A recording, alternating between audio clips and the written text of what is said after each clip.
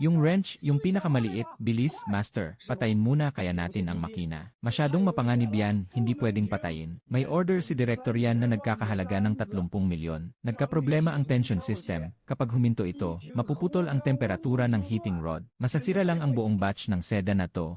Ito pala ang unang workshop ng Xinhui. Mukhang tambakan ng basura sa sobrang dumi. Direktor Zhao, bakit po kayo mismo ang bumaba rito? Masyadong madumi rito, bakit hindi po muna kayo magpahinga sa opisina? Iyan anong magpahinga? Kababalik ko lang mula sa Europa matapos kong mag-aral ng MBA. Para lang ayusin ang magulong takbo ng trabaho nyo. Direktor Zhao, tingnan nyo po roon, lumalabag na naman sa patakaran si Li Jianjun. Wang Qiang, paano mo ba itinuro sa kanya ang mga patakaran? Opo, naiintindihan ko po. Wang Qiang, anong ginagawa mo? Hindi mo ba nakikitang gumagawa ng emergency repair si Master? Sa tingin ko, sinisira niya lang ang makina. Ay off ang breaker, lahat kayo huminto. Hindi pwedeng patayin ang makina. Kapag naputol ang temperatura sa inkubator, Magiging marupok at tuluyan ng masisira ang lahat ng silk fiber na to. Li Jiangwu, tinanggal mo nang walang pahintulot ang safety guard ng imported na makina. Hindi ka pa nagsusuot ng safety gloves, at nagdala ka pa ng mga bawal na tool.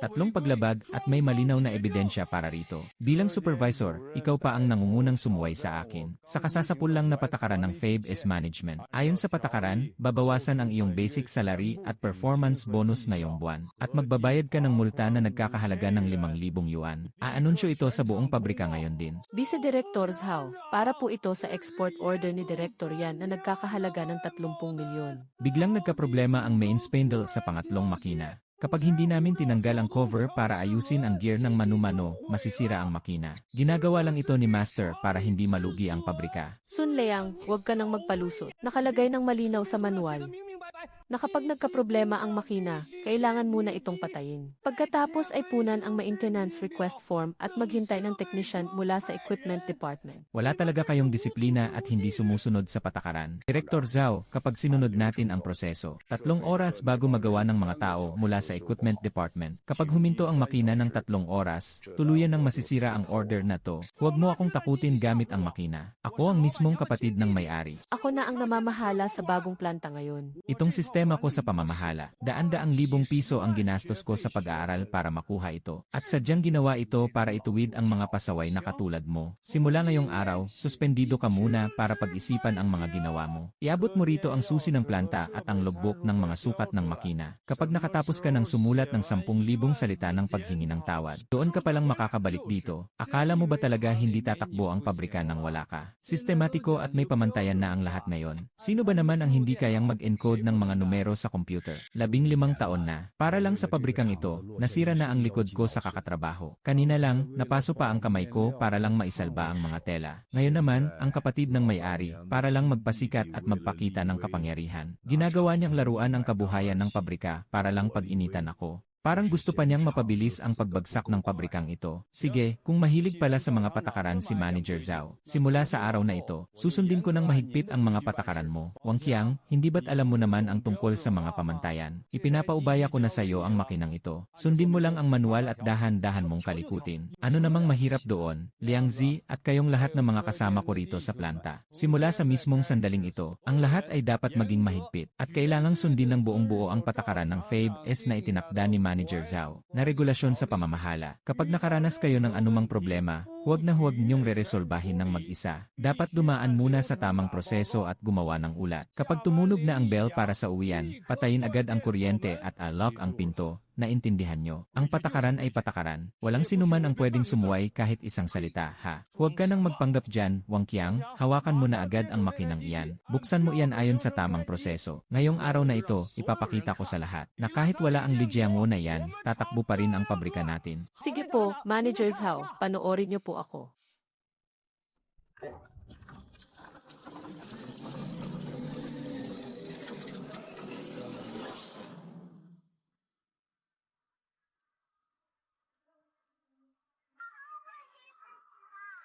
Aba, Mang Li. Himala yata at parang sumikat ang araw sa kanluran ngayon ah. Ikaw na modelo sa sipag, hindi pa naman oras ng uwian pero bakit palabas ka na? May sakit ka ba? Wala naman, Mang Zhang. 没病，老张。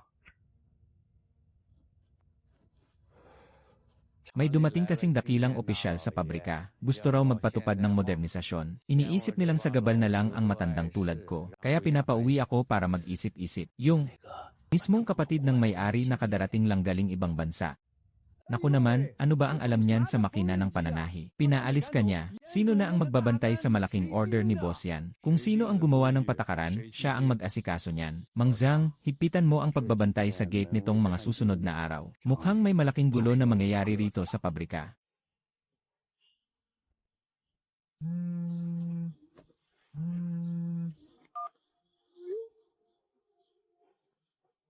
Anunsyo sa buong pabrika, ang tagapamahala ng unang workshop na si Li Jiangwu ay matagal nang hindi sumusunod sa mga patakaran ng pabrika at sumusuway sa standard na pamamahala ng FABES ni Vice Director Zhao. Ayon sa desisyon ng pamunuan, kakaltasin ang buong basic pay at bonus ni Li Jiangwu ngayong buwan at suspendido siya sa trabaho simula ngayong araw para mag-isip-isip mga kawani ng pabrika para makasabay sa modernong reforma ni Director Zhao. Disiplina at patakaran ang tanging paraan para lumago ang ating kumpanya. Walang sinuman ang pwedeng lumabag sa patakaran.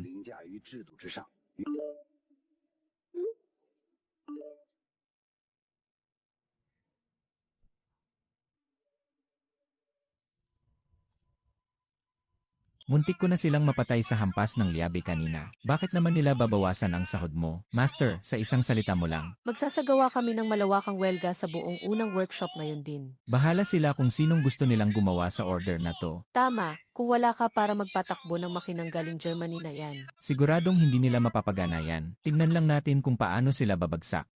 Magsitahimik kayong lahat, walang gagawa ng gulo. At lalong walang mag-aaklas. Ang pagwewelga nyo ang magiging dahilan para sibakin kayo. At bibigyan nyo lang sila ng sapat na dahilan para kaltasan ang inyong mga sahod. Kapag nangyari yon, kahit isang sentimo ng kompensasyon, wala kayong makukuha. Hindi ba't gustong-gusto ni Director Zhao ng FABES na pamamahala? Hindi ba't gusto ni Wang Qiang na sumunod sa bawat hakbang ng patakaran? Simula ngayon, lahat kayo sumunod ng mahigpit sa manual. Huwag na huwag ninyong hahawakan ang trabahong wala kayong pagsasanay. Kung walang pirma ang mga papeles, sundin ang bawat hakbang ng dahan-dahan at huwag magmadali. Tratuhin niyo ang mga patakaran ni Director Zhao na tila utos ng hari. Naiintindihan niyo ba?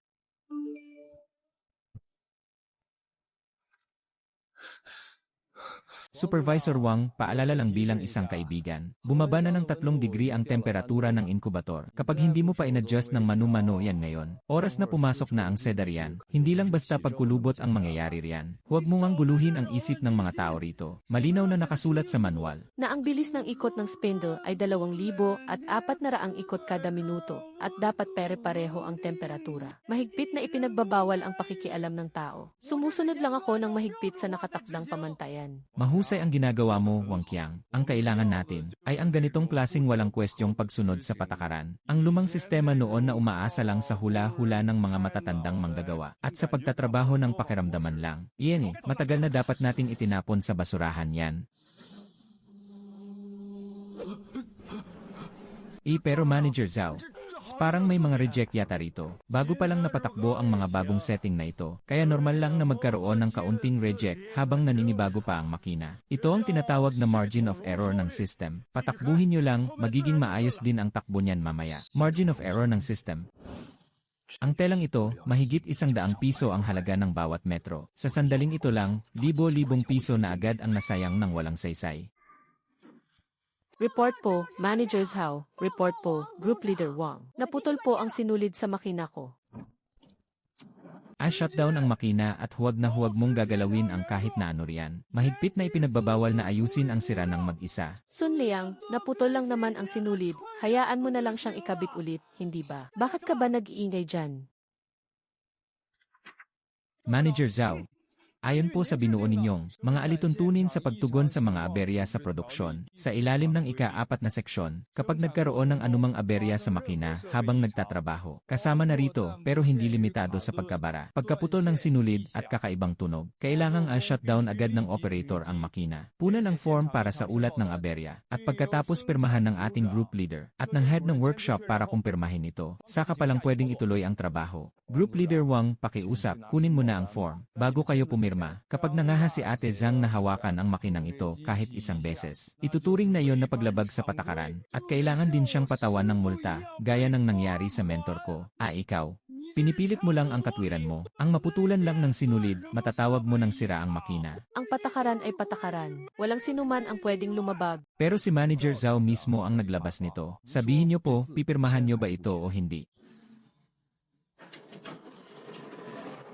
Ang pera, dadaan sa proseso. Han Wangqiang, kunin mo na ang papel. Manager Xiao, dali.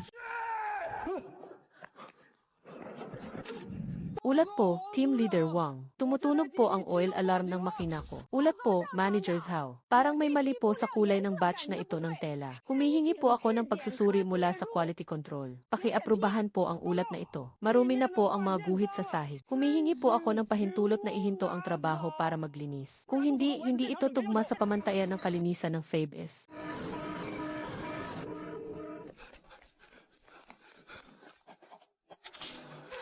Sun Liang, ano ba talaga ang nangyayari dito? Sinasadya mo ito, Sun Liang. Nagkakaisa kayo para mag-aklas.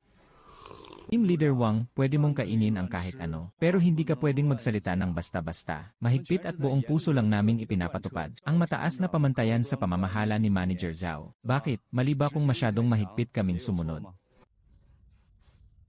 CJ, gusto nyo akong piliting sumuko gamit ang ganitong maruming paraan. Sinasabi ko sa inyo, hindi mangyayari yan. Kahit walang gumana kahit isang makina ngayon. Dapat pa ring masunod ang patakaran. Titignan ko kung hanggang kailan nyo kayang panindigan yan. Uwian na. Mga kasama, oras na ng uwian. Ano yan? Anong ginagawa nyo? Dapat nang maihatid bukas ang mga order na ito para sa ibang bansa. Kailangang mag-overtime ng lahat ngayong gabi. Bilisan nyo at tapusin nyo yan. Sino mang mga has na umuwi, wag na kayong papasok bukas. Manager Zhao, ayon po sa patakaran ng pagpasok ng mga empleyado na kayo mismo ang gumawa at sa pamamahala ng overtime, ikalawang tuntunin ang lahat ng overtime ay kailangang aprubahan ng pamunuan. Magpadala ng pasulat na abiso 24 na oras bago mag-overtime at kailangan muna nating makuha ang pahintulot ng mismong empleyado. Mahigpit na ipinagbabawal ang sapilitang pagtatrabaho. Manager Zhao, hindi naman po kayo nagpadala ng pasulat na abiso. Kung mag-o-overtime kami ngayon, hindi ba't lalabag na naman kami sa sarili ninyong patakaran? Liray, talagang mapagmatigas ang ulo ng mga pasaway na tinuruan ni Matandang Li. Ha.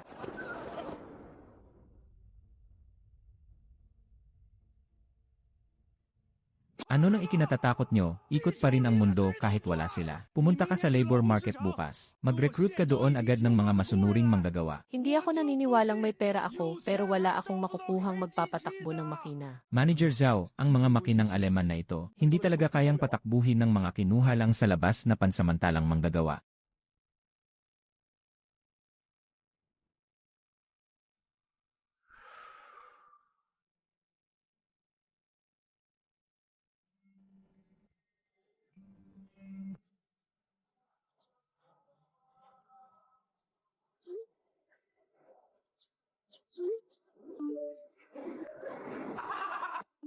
Ang patakaran ni Manager Zhao ay magbasa ng malakas ng 15 minuto araw-araw. Kaya ngayon, buong planta ay nakapormasyon na at kasalukuyang nagbabasa ng malakas. Si Wang Qiang naman sa tabi ay halos mamutla na sa inis at pinapamadali kaming magtrabaho. Pero sinabi ko sa kanya na ang kultura ng kumpanya ang ating kaluluwa. Kaya hindi natin ito pwedeng baliwalain o gawin ng basta-basta lang. Ulat po, Master. Ngayong araw po, nagdala si Ate Zhang ng lumang sipilyo.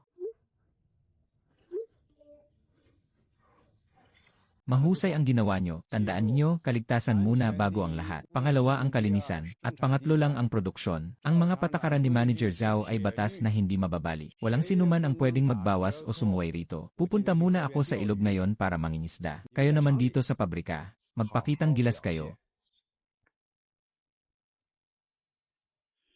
15 taon na. Ngayon ko lang naramdaman na ganito pala kasariwa ang hangin sa umaga.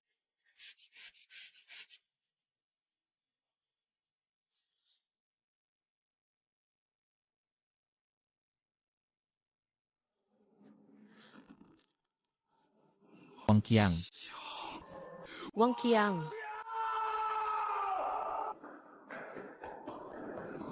Manager Zhao, ay ako po. Nandito po ako. Ano ng kalokohan ang ginagawa ng mga lapastangang ito? Boss yan, ang order na nagkakahalagang 30 milyong piso ay kailangang ma-deliver ngayong umaga. Ang unang batch na 100,000 metro ng tela. Hanggang ngayon ay hindi pa man lang umaandar ang mga makina. Manager Zhao, ako po. Pinamadali ko naman po sila eh. Pero ano raw po ang sinasabi nila? Ang sabi po nila, ayon daw po sa Kabanata 1, Artikulo 3 ng inyong manual sa pamamahala ng PAVS, ang paglilinis ay bahagi ng inspeksyon, hindi raw pumapasa sa pamantayan ang lugar ng trabaho, at may panganib daw ng kontaminasyon ng alikabok, kaya hindi raw po talaga pwedeng isalang sa linya ng produksyon ang mamahaling telang seda. Ang ginagawa po nila ay, mahigpit na pagpapatupad lang ng inyong mga pamantayan sa kalidad. Kalokohan, kaya ko lang sinabing maglinis bago umuwi. Sino ang nagsabi sa kanilang gawin iyan sa mismong umagang ito? Para magpalipas oras sa harap ko. At ano naman ang basurang ito? Ito po. Ito ang mga aplikasyon ngayong umaga.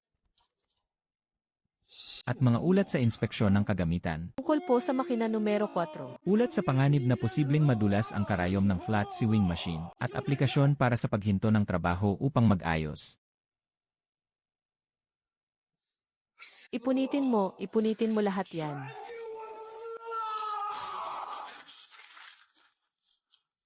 Nagre-rebelde na sila. Ginagamit nila laban sa akin ang sarili kong mga patakaran.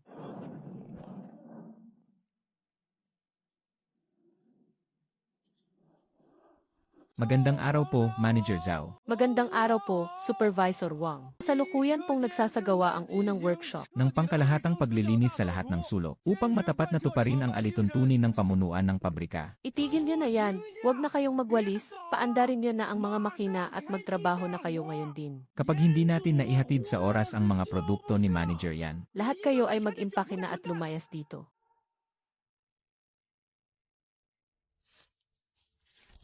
Manager Zhao, pinagbibintangan nyo naman po kami ng walang batayan. Tingnan nyo po sa pahina 18 ng manual. Malinaw na nakasulat na hindi dapat gamitin ng pamunuan ang bilis ng produksyon bilang dahilan para pilitin ang mga manggagawa na labagin ang mga patakaran sa kaligtasan at kalinisan. Mayroon pa po kaming 2 sulok na marumi na hindi pa nalilinis kapag pinilit nating paandarin ang mga makina at sakaling madumihan ng alikabok ang telang seda. Kaninong pananagutan yon? Sa akin ang pananagutan, okay. Ako ang mananagot sa lahat. Kaya ngayon din, paandarin niyo na ang mga makina. Wala po tayong katibayan kung salita lang, Manager. Pakiusap po, pakipirmahan ang papel na ito. At isulat nyo rito na dahil sa sapilitang utos ng manager na paandarin ang makina, ang lahat ng magiging sanhi na problema sa kalidad ng produkto ay ganap na pananagutan ni Zhao Debing mismo.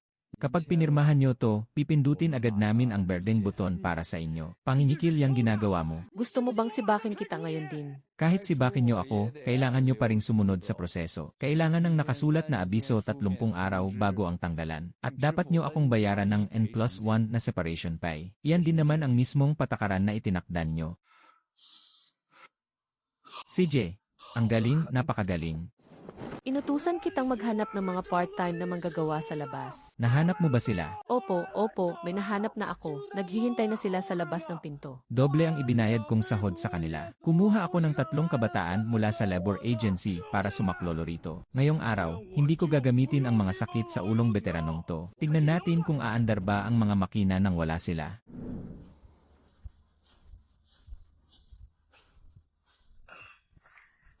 Boss Zhao, ang mga lumang makinang ito ba? Huwag kayong mag-alala, basta sapat ang bayad. Kahit excavator kaya kong patakbuhin para sa inyo.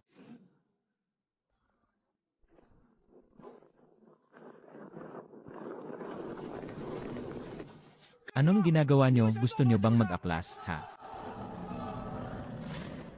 Ito ay galing sa Germania, isang imported na high-temperature setting machine. Ang init sa loob nito ay umaabot ng mahigit 200 degree. Umiikot ang spindle nito ng 3,000 beses bawat minuto. Ayon sa pambansang pamantayan sa pagpapatakbo ng mga espesyal na kagamitan, at sa kakalabas lang na kautusan ni Factory Manager Zhao, para sa Xinghui Factory, sa ika-4 na kabanata ng alituntunin sa ligtas na paggawa. Unang artikulo, ang mga mekanikong hindi sertipikado ng pabrika, o walang lisensya sa pagpapatakbo, ay mahigpit na pinagbabawalang humawak sa mga sensitibong makinarya. Ang sinumang lalabag ay pagmumultahin ng 10,000 piso, at kung may mangyaring aksidente, pananagutan nyo ito sa batas. Mga tsong, para sa 200 piso na sahod bawat araw, itataya nyo ba ang buhay nyo para dyan? O gusto nyo pang makulong? Wala namang sinabing may panganib o kulungan bago kami pumunta rito. Gusto mong bilhin ang buhay ko sa halagang 200 piso. Ayaw na namin, aalis na kami. Hoy, huwag kayong tumakbo. Pwede naman nating pag-usapan ang sahod. Bumalik kayo, Factory Manager Zhao. Para naman ito sa kaligtasan ng ating pabrika. Walang lisensya ang mga part-time na yan. Paano kung may mapaso at mamatay sa loob ng gawaan? Ang ating Xinhui Factory. Bukas na bukas din, siguradong magiging headline na tayo sa mga balita. Napakalaking tao niyan,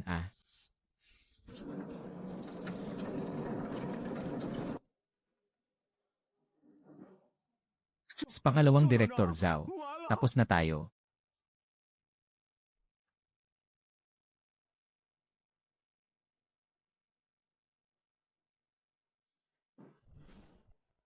Galing sa kumpanya ni Boss yan, ang Chief Quality Inspector.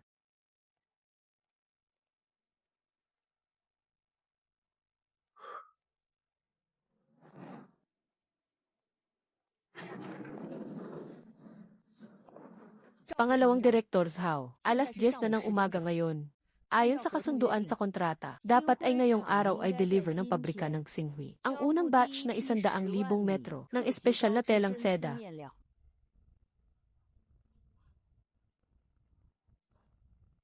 Nasaan ang mga paninda?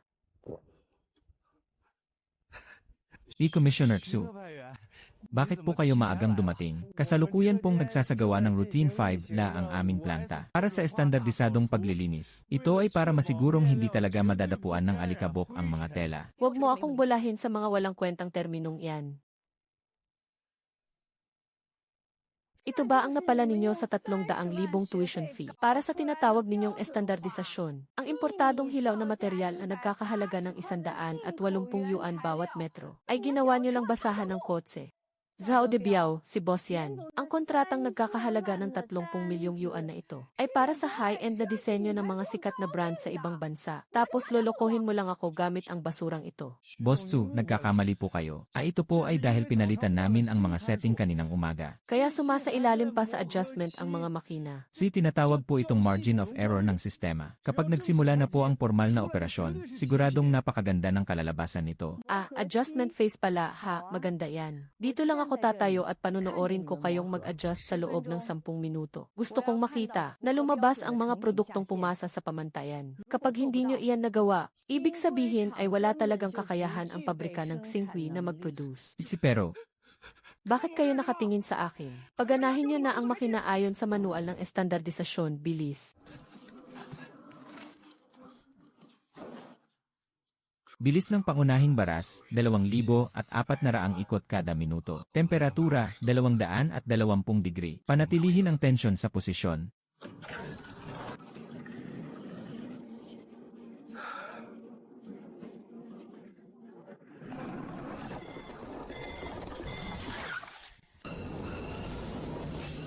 Patayin ang makina, bilis, patayin.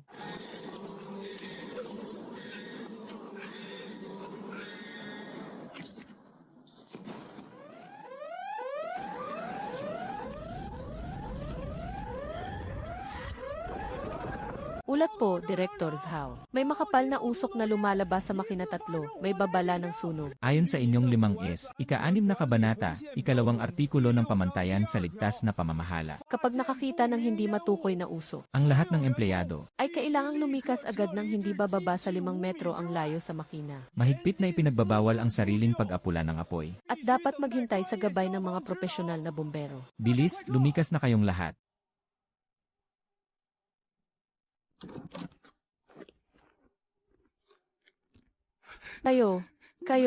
Kayong mga...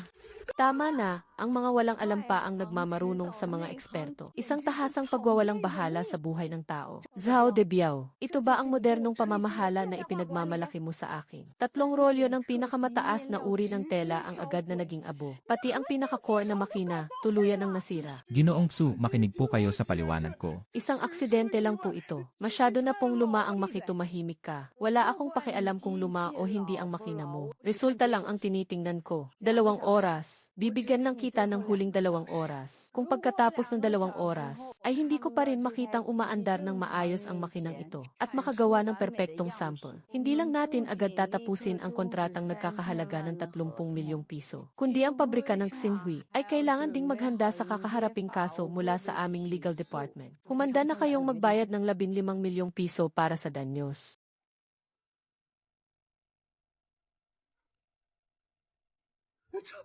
Boss, ano nang gagawin natin ngayon? Sira at nakalock na po ng tuluyan ang makina. Puro error at gulo-gulong code na ang lumalabas sa control panel. Ito. Wala po akong maintindihan kahit isang salita sa wikang dayuhan na ito. Wala kang kwenta. Hindi ba't sabi mo, kapag may pamantayan ay kahit sino kaya nang gawin ito? Hindi ba't sabi mo, sundin lang ang manual ay gagana na ito? Sinunod ko naman po ang nakasulat sa manual. Sino ba namang mag-aakala na napakaselan pala ng bulok na makinang ito? Umalis ka sa harap ko.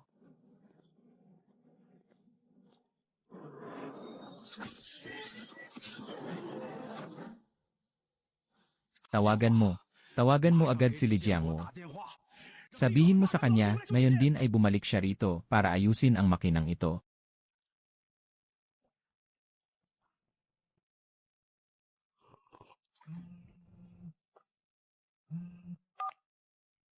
Halo, Li Jiangwo. Bibigyan ka ngayon ng pabrika ng pagkakataong makabawi sa iyong mga pagkakamali. Sumakay ka agad ng taksi pabalik sa gawaan at ayusin mo ang makina numero 3. Tungkol sa nangyari na yon, baka pag-isipan ulit ni Direktor Zhao ang tungkol sa patawan ka ng parusa. Aba, Team Leader Wang pasensya na po. Ang 10,000 salitang refleksyon na pinapagawa ni Direktor Zhao. 500 salita pa lang ang naisusulat ko. Hindi ko pa lubos na napagtatanto ang pagkakamali ko. Kasalukuyan akong nagkukulong para magmuni-muni, kaya wala akong oras. Li Jiangwo, huwag mo nga akong daanin sa ganyang pananalita. Iniuutos ko sa iyong bumalik kaagad sa pabrika para ayusin ang makina. Kapag na-delay ang 15 milyong pisong order ni boss yan. Kaya mo ba yung panagutan? Naku, Direktor Zhao naman. Sobra naman po kayong magbiro sa akin yan. Hindi ko po kayang panagutan yan. Hindi ko po talaga kayang panagutan yan. Mabuti naman at alam mo. Bumalik ka na rito ngayon din ay hindi. Nagkakamali po kayo ng intindi. Ayon sa kahapon ninyong ipinatupad na bagong, espesyal na panuntunan sa pamamahala ng mga tauhan sa pabrika, Artikulo 3. Ang sinumang empleyadong suspendido at nasa ilalim ng panahong nagdidisiplina nang walang nakasulat na pahintulot mula sa pamunuan at kagawaran ng mga tauhan ay mahigpit na pinagbabawalang humakbang kahit isang hakbang sa loob ng gawaan at lalong hindi pwedeng humawak ng kahit anong ari-arian ng kumpanya o pangunahing makina. Direktor Zhao, itinuro niyo po sa akin kahapon na ang disiplina ang tanging susi para lumago at lumakas ang kumpanya at walang sinuman ang pwedeng mangibabaw sa mga patakaran. Kaya ngayon, mataas na po ang aking kamalayan sa disiplina. Bilang isang empleyadong lumabag at kasalukuyang pinarurusahan, kapag bumalik ako ngayon doon at hinawakan ang makina, napakalaking paglabag po niyan sa disiplina. Paano kung masira ang makina, kanino isisisi iyon? Ikaw, pinapayagan na kita. Binibigyan kita ngayon ng pandiwang pahintulot para bumalik. Ay, hindi po pwede yan, sabi kasi ni Team Leader Wang. Dapat ay may pamantayan at sumusunod sa proseso ang lahat. Walang bisa ang pandiwang pahintulot lamang. Yeni, baka mamaya kapag tapos na ay bigla kayong magkaila. At multahan na naman ako ng 5,000 piso. Direktor Zhao, kakagat na po ang isda sa kawit ko. Kaya hindi ko na po kayo istorbohin sa inyong makabagong reforma. Naway maging matagumpay ang inyong pamamahalang 5-ya.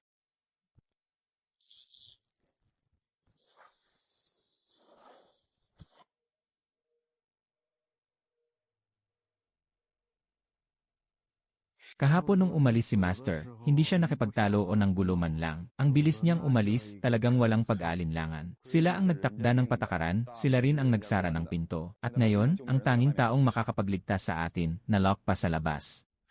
Manager Zhao, mayroon na lang tayong 1 oras at 40 minuto.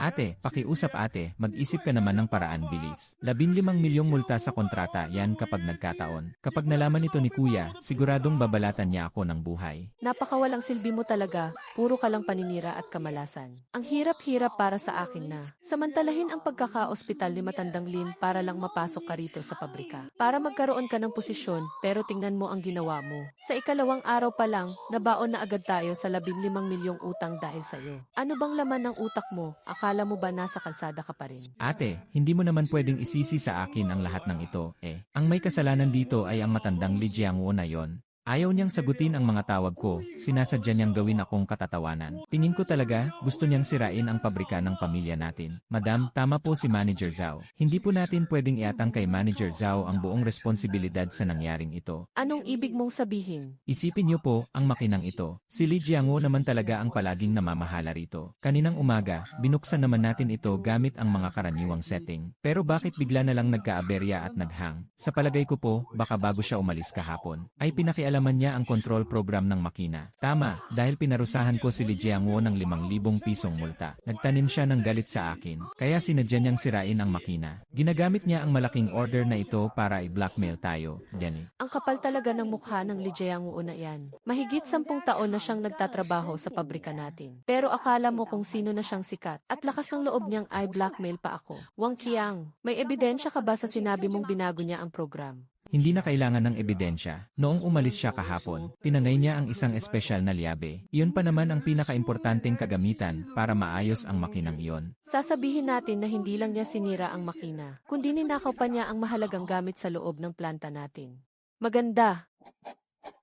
Li Jiangwo. Sisiguraduhin kong hindi mo makukuha ang bayad mula sa Inde. At pagbabayarin pa kita sa mga pinsalang ginawa mo. Zhao de Biao, sabihan mo agad ang accounting. Napigilin ang sweldo at performance bonus ni Li Jiangwo ngayong buwan. Pati na rin ang 30,000 pisong bonus niya sa katapusan ng taon. I freeze at ibawas niyo ang lahat ng iyan. Kahit isang duling na 5, huwag ninyong ibibigay sa kanya. Ate, napakatalino mo talaga. Pero kahit na isisi natin sa kanya ang lahat, paano na ang mga produkto para kay boss yan? Huwag kang mataranta, malaking negosyante si boss yan. Basta't ibigay natin sa kanya ang traidor na sumira sa makina. At ipakulong natin. Para mapatunayang hindi problema sa teknolohiya ng pabrika natin. Baka sakaling hindi na tayo singilin sa danyos para sa kontrata. Ngayon, tawagin mo agad ang matandang yan dito para umamin sa kasalanan niya.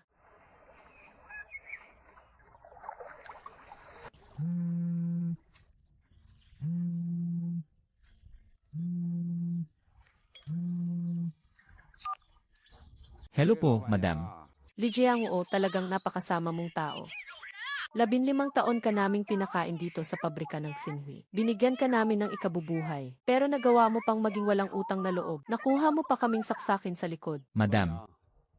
Bakit niyo naman po nasasabi yan? Sumusunod lang naman po ako ng tapat sa utos ni Manager Zhao. At narito ako sa bahay para magmuni-muni at pag-isipan ang aking pagkakamali. Huwag ka nang magpanggap na inosente. Nakita ka ni Wang Qiang bago ka umalis kahapon. Sinadya mong pakialaman ang imported na makina galing Alemanya. Ang control program nito. Kaya nasira at tuluyang napundi ang makina ngayon. 3 rolyo ng telang seda na nagkakahalaga ng 100,000 piso. Sirang-sira lahat. Napakalaking kapabayaan nito sa trabaho. Iyan madam.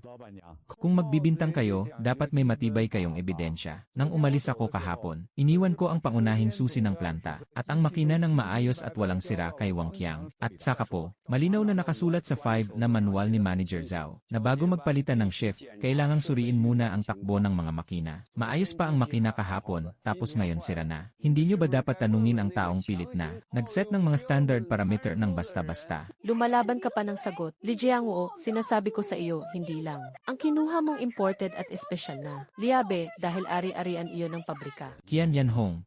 Ang liabing yan, binili ko gamit ang sarili kong 3,000 yuan. Nasa drawer pa ng bahay ko ang resibo niyan hanggang ngayon. Kalokohan. Dito sa pabrika ko, kahit isang hibla ng sinulid, pag-aari ko. Li Jiangwo, opisyal ko nang ipinapaalam sa iyo na sisisantihin ka na. Ang buong sahod mo ngayong buwan, pati na ang 30,000 yuan na bonus mo sa katapusan ng taon, lahat iyan ay kakaltasin ko. Para pambayad sa mga nalugi sa pabrika. Kahit isang sentimo, wala kang makukuha. Hindi lang yan. Kapag hindi ka bumalik dito sa pabrika ngayong hapon, para ayusin ang mga makina, at akuin ang lahat ng kasalanan, ipapakulong kita agad-agad, para mabulok ka sa kulungan ng ilang taon. Matanda ka. Malinaw ba? CJ, napakahusay.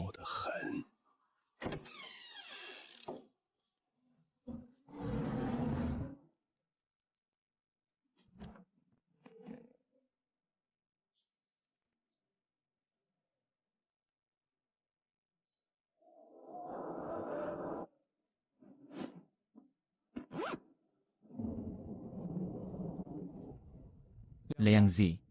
Kinaltas ng asawa ng boss ang buong sahod at bonus ko para sa buong taon. Walang hiya sila, Master, maghintay po kayo. Pupunta ako sa opisina ngayon din, at ibabaligtad ko ang mesa ni Zhao de Biao. Liang Zi, bumalik ka rito. Wala namang mapapala sa pagbaligtad ng mesa. Mas lalo lang silang makakahanap ng butas laban sa atin. Pumunta ka ngayon din sa tapat ng opisina ng accounting at mag-abang doon. Kapag nakita mong idinikit na nila, ang formal na anunsyo tungkol sa bawas sa sahod ko at sa pagkakasante sa akin. Kuhanan mo agad ng larawan at isend mo sa akin. Master, ano po ang balak ninyong gawin? Kung ayaw nilang maging makatwiran, tuturuan ko sila kung ano ang tunay na patakaran. May pupuntahan lang ako sandali, at sabay na ring ipakita sa buong industriya kung paano nagtatraidor pagkatapos makinabang ang pabrika ng Xianghui. May 10 minuto pa. Ginoong Suteyuan, pasensya na po talaga at pinaghintay ko kayo ng matagal. Nasaan na ang mga in-order ko? Maayos na ba ang makina? Ginoong Suteyuan, hindi niyo po kasi alam ang nangyari. Hindi naman sa dahil mahina ang teknolohiya ng pabrika ng Xianghui, kundi may naging aberya lang sa loob ng pabrika. May isa kasing matagal ng empleyado, na dahil hindi nagustuhan ang mga naging desisyon ng pamunuan, ay pinakialaman kahapon ang mga setting ng makina, at ninakaw pa ang pinakaimportanteng kagamitan. Ang nangyaring aksidente ngayong araw, ay buong-buo niyang pinagplanuhang paninira. Ay opo, tama. Nandito po ang lahat ng ebidensya. I-report na po namin ito sa mga pulis para maaksyonan. Espesyal na kinatawan Su, biktima rin po ang pabrika ng Xianghui rito.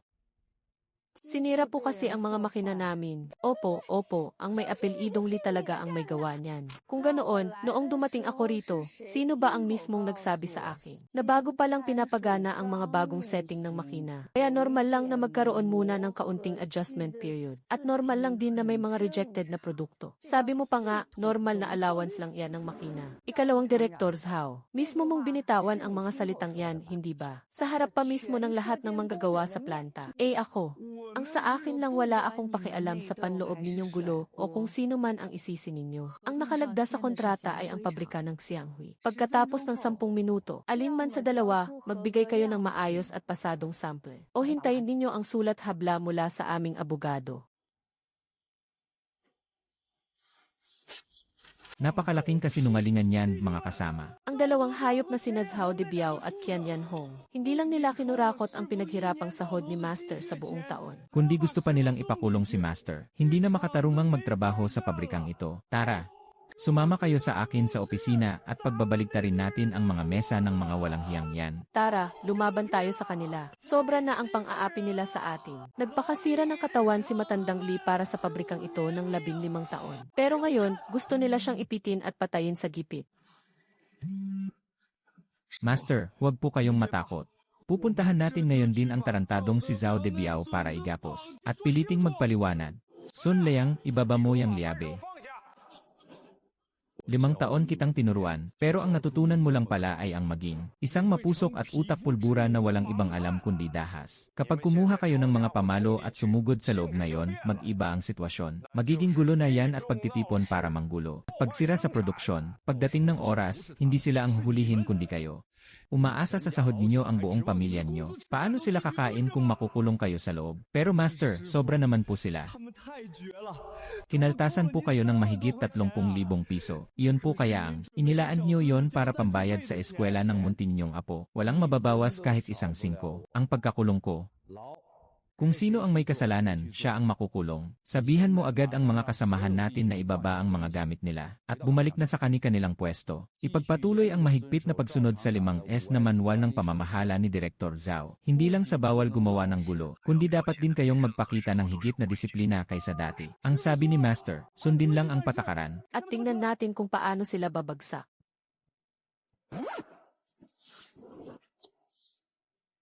Ginoo, nais ko pong maghain ng formal na reklamo gamit ang aking tunay na pangalan. Sinasadyang binabawasan ng Xianghui Garment Factory ang sahod ng mga manggagawa. Gumagawa ng mga huwad na paratang para masisante ang mga luma nilang manggagawa. At ginigipit pa ako at tinatakot.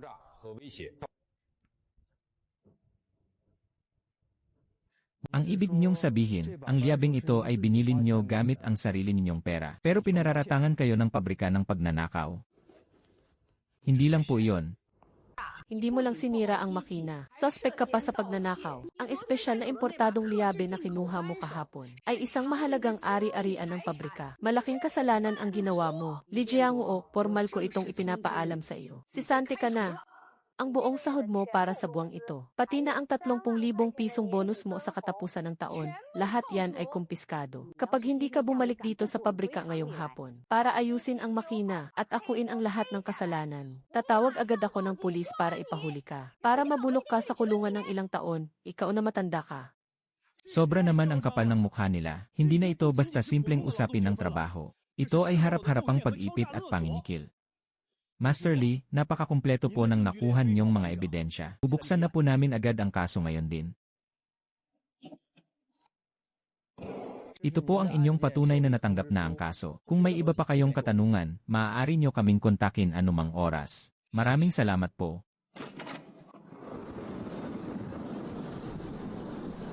Oras na para hulihin sila. Vice Director Zhao, tapos na ang 2 oras. Nasaan na ang mga dekalidad na tela? Naayos na ba ang makina? Madam Xu, huminahon po kayo. Inimbestigahan na po namin ng mabuti ang nangyari. Hindi po dahil sa kawalan ng kakayahan ng aming mga teknisyan. Hindi dahil may traidor po sa loob ng pabrika. Ang supervisor ng aming workshop na si Li Jiangwo, dahil sa sama ng loob niya sa pamamalakad ng pabrika, ay sadyang binago ang programa ng makina bago siya umalis kagabi. Ito ang naging sanhi ng malaking pinsala ngayong araw. Tinanggal na po namin siya sa trabaho at kasalukuyan na kaming nagre-report sa pulisya. Opo, Madam Xu. Tingnan niyo po, ito ang anunsyo ng pagkakatanggal niya. Ito po ay isang biglaan at malubhang insidente. Labas na po ito sa aming kontrol. Tungkol naman po sa 15 milyong pisong multa sa kontrata. Baka naman po pwedeng. Vice Director Zhao, President Qian. Akala niyo ba talaga ay nakaupo lang ako sa opisina at humihigop ng saan na parang isang spoiled na senyorita? Ang makinang ito ay gawa sa Alemanya noong 1978. Ito ay isang purong mekanikal na makinang panghubog. Ito ay wala man lang kahit anong tinatawag ninyong Control Pro. Gram at higit sa lahat. Walang otomatikong sistema ng tensyon at init ang makinang ito. Umaasa lamang ito sa pakiramdam at karanasan ng operator na mano-manong inaayos gamit ang mga pisikal na pihitan. Kahit nga ang pangunahing makina ng sarili ninyong pabrika, ay hindi nyo alam kung paano gumagana. Tapos nagagawa nyo pa akong lokohin at magbintang ng iba rito sa harap ko. Commissioner Xu, may karagdagang impormasyon po ako. Madam Xu, ito po ang kuha ng video 2 oras ang nakalipas. Noong ginagamit ni Wang Qiang ang makinang ito, malinaw niyo pong makikita na noong oras na yon, sobra na ang tensyon ng lumang makina. Sa halip na dahan-dahang ayusin ito ni Wang Qiang ayon sa tamang proseso, dahil nagmamadali siyang matapos ang trabaho. Ay bigla na lang niyang pinindot ang buton para sa pinakamabilis na takbo. Kaya tuluyang nasira ang mga gear. At nasunog ang 3 rolyo ng mamahaling tela. Sir Xu, hindi ko po sinasadya. Pinilit lang po ako ni Manager Zhao na buksan ang makina. Sabi niya, gamitin ko lang daw ang standard na settings. Anong kalokohan yan? Huwag mo akong pagbintangan, tama na. Hindi lang basta walang alam ang management ng bagong pabrika na nagmamarunong sa mga eksperto. Sinisira pa nila ng walang pakundangan ang mga dekalidad na tela. At kapag nagka-aksidente, isinisisi pa sa mga matagal ng empleyado. Sa bulok ninyong pamamahala at nakasasamang kultura ng kumpanya, hindi kayo karapat-dapat sa mga kontrata ni Sir Yan. Sir Xu, pakinggan niyo muna po ang paliwanag ko. Huwag mo akong hawakan, maghanda na kayo sa demanda. Kanselado na agad ang kontratang nagkakahalaga ng 30 milyon. At huwag niyo nang asahang mababawasan pa kahit 1/5 ang 15 milyong multa sa paglabag sa kontrata. Magkita tayo sa korte.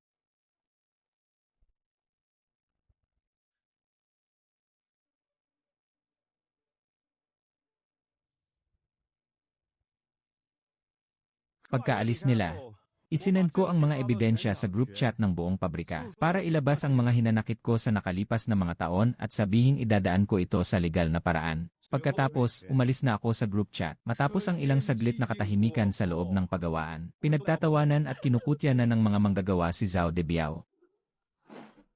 Naku po, patay na. Sira na ang lahat. Bilis, tawagan niyo si Lijayan para sa akin. Sabihin mong huwag na siyang mag-inarte. Basta bumalik lang siya at ayusin ang makina. At maisalba ang sitwasyon. Tataasan ko ang sweldo niya. Bibigyan ko pa siya ng bonus. Paumanhin, ang numerong inyong tinatawagan ay kasalukuyang may kausap na iba. Mang Lee, Kuya Lee. Misunderstanding lang po yung kanina. Ni-block na niya ako.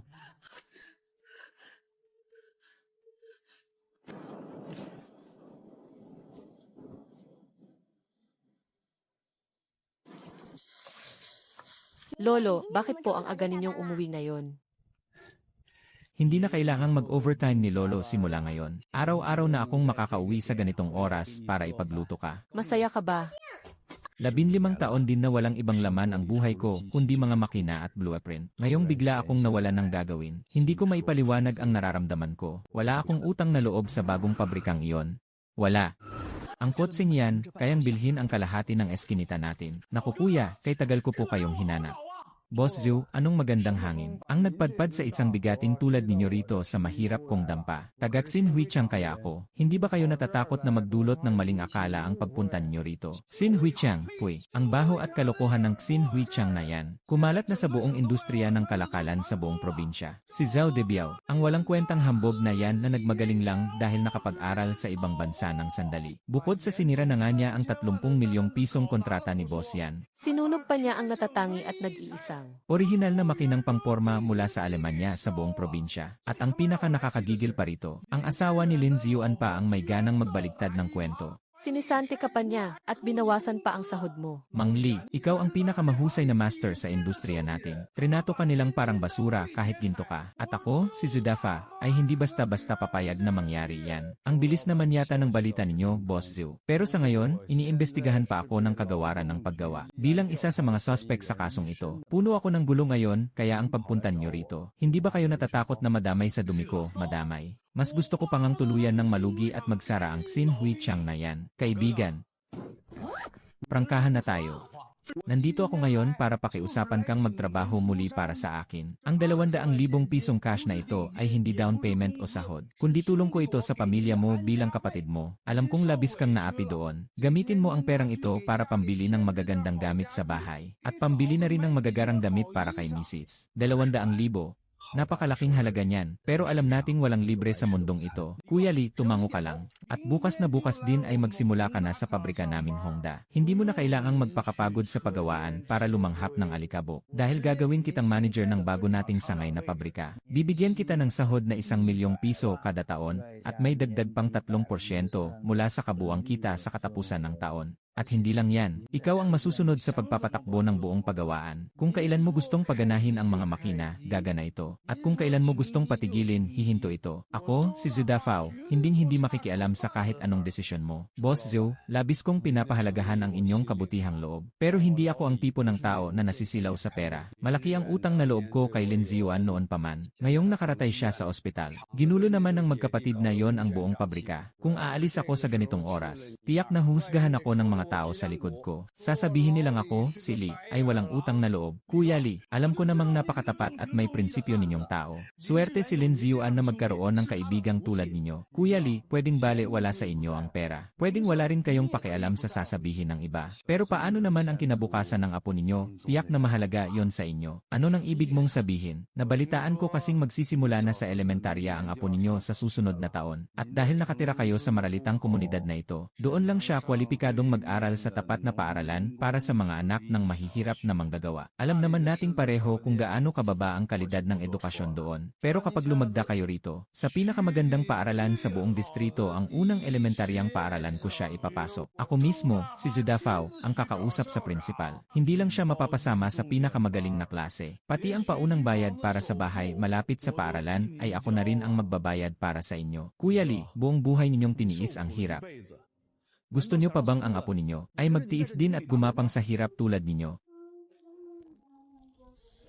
Hahaha, grabe. Ang tindi talaga. Daffy, narinig mo ba yon? 200,000 yuan na cash para sa paglipat. Tapos 1 milyong yuan na taunang sweldo bilang manager ng pabrika. Dagdag pa rito, sagot pa ang pag-aaral ng bata sa pinakamagandang paaralan sa distrito. Alam ni Zudafao kung gaano kahalaga ang master natin. Kumpara mo naman kina Zhao Debiao at Qian Yanhong. Dahil lang sa wrench na nagkakahalaga ng 3,000 yuan, gusto na nilang patayin sa hirap si master. Pambihira naman, gawa ba ng tao yan? Kapag sinend natin ang video na ito sa group chat, tiyak na maiihi sa salawal sa natatakot ang tarantadong si Zhao Debiao. Send mo na ngayon na, para makita ng lahat ng tao sa pabrika, na kapag umalis si Tatay Lee sa bulok na pabrikang yon, madaming mayayamang boss sa labas ang handang kumuha sa kanya. Pumipila sila para makiusap sa kanya gamit ang milyong sahod kada taon. Manager Zhao, hindi ba't sabi nyo hindi siya mabubuhay kapag umalis siya sa pabrika? Halika po, idilat nyo ng mabuti ang mga mata nyo at tingnan ito. Hindi ba si Boss Zhu yan ang pabrikang Hongda? Siya mismo ang pumunta sa bahay ni Mang Lee. May dala pa siyang makapal na tumpok ng dolyar. Diyos ko po, 200,000 cash bilang regalo sa unang pagkikita. Napakalaking pera naman yan, nakakalula. Kung pupunta si Mang Lee sa Hongda para sa milyong sahod kada taon, hindi ba't direktang magiging kalaban na natin siya?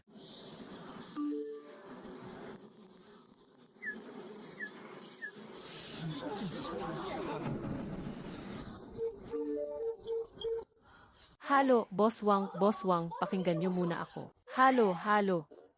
Manager Lee, bigyan niyo pa po kami ng kahit ilang araw na palugit. Halo.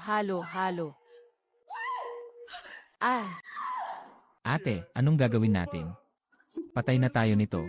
Kapag nalaman ito ni Kuya, siguradong babaliin niya ang mga binti ko. Iyak ka ng iyak, maliban sa pag-iyak, ano pa bang alam mong gawin? Kung hindi dahil sa iyo, napilit binangga ang matandang siraulo na si Lee Jiangwo. Hindi sana tayo aabot sa ganitong sitwasyon ngayon. Inutusan kitang magpakita ng kapangyarihan. Hindi ko sinabing gumawa ka ng ganito kalaking gulo. Madam, managers how? May malaking problema po. Kahit gumuho pa ang mundo, ano naman? Kayo na po mismo ang tumingin. Basta tumango lang po kayo. Magiging manager ka ng sangay na may 1 milyong sahod kada taon. At sagot pa ang pag-aaral ng apo nyo sa sikat na eskwelahan sa lungsod. Si Zudafaan ng pabrikang Hongda. Hindi natin siya pwedeng hayaang umalis. Kapag lumipat siya sa Hongda, tuluyan na tayong babagsak. Alam mo ba kung anong klaseng tao si Zudafa siya? Kapag nakuha niya ang sikretong teknolohiya ni Master, hindi lang 15 milyong piso ang kailangan nating ibayad bilang danyos, kundi tuluyan pa tayong mawawala ng puwang sa merkado. At aapakan lang tayo ng Hongda. Hindi na tayo makakabangon pa kailanman. Hindi totoo yan. Siguradong ginagawa lang ito ni Lee Jiangwo para mapatunayang wala siyang kasalanan. Gawa-gawa lang niya yan para inisin tayo. Hindi yan totoo. Kumalat ang video galing mismo sa mga trabahador sa unang planta. Ngayon, pinag-uusapan na ito ng lahat sa buong pabrika. Kahit ang mga tao sa tapat na pabrika ng Hongda ay nagpapaputok na ng mga kwitis para magdiwang. Akala ko noong una, si matandang Lee ay pinalayas lang sa pabrika. At isang hampas lupang trabahador na hindi man lang makabili ng sarili niyang pagkain. Na pwede kong manipulahin at api-apihin lang kung kailan ko gusto. Pero sa sandaling ito ko lang napagtanto na hindi pala siya tupa na basta-basta na lang pwedeng katayin. Siya pala ang pinakapangunahing haligi ng buong pabrikang ito. At ako, ang sarili kong mga kamay ang bumasag sa sarili nating haligi.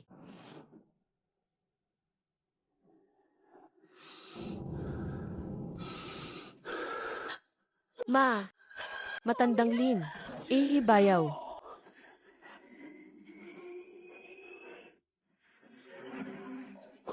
Mamatandang Lin, naku naman, ilang araw pa lang ang nakakalipas simula noong ma-heart bypass ka. Bakit tumakas ka agad sa ospital? Hindi ba sabi ng doktor ay kailangan mong magpahi?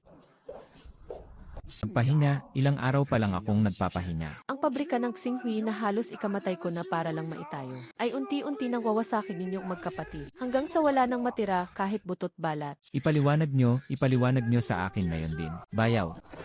Bayaw, makinig ka muna sa akin. Kinuha lang sa konteksto ang video na yan. Iyang si Lee Jiangwo na matagal ng empleyado rito. Porket matagal na siya rito, siya pa ang nanguna para hindi makipagtulungan sa mga binago ko sa pamamahala. Hindi naging maayos ang trabaho niya nitong mga nakaraang araw. Nagkamali siya sa paghawak sa makina, at pinakialaman ang mga setting ng imported na makina. Kaya ang mga tela para sa napakalaking order ni Boss Yan ay nasira at naging basura na lang lahat. Kaya ang malaking multa para sa paglabag sa kontrata ay kasalanan lahat ng maling pag-operate ni Lee Jiangwo. Sira ulo, noong nagpapakapagod pa lang ako sa loob ng planta. Nag-aaral ka pa lang sa elementarya. Walang anumang software program ang makinang galing Germany na yan. Puro mga mechanical na gears lang ang laman yan. Kahit pa sirain ni matandang Lee ang makina. Hindi niya kailanman magagawang baguhin ang system program niyan. Ano, tingin niyo ba sa akin ay tanga?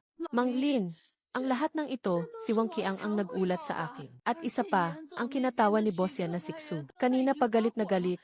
Sabi niya, pinagbabayad tayo ng 15 milyong danyos. Ang pinakamahalaga sa atin ngayon ay maayos ang makina at matapos agad ang mga produkto.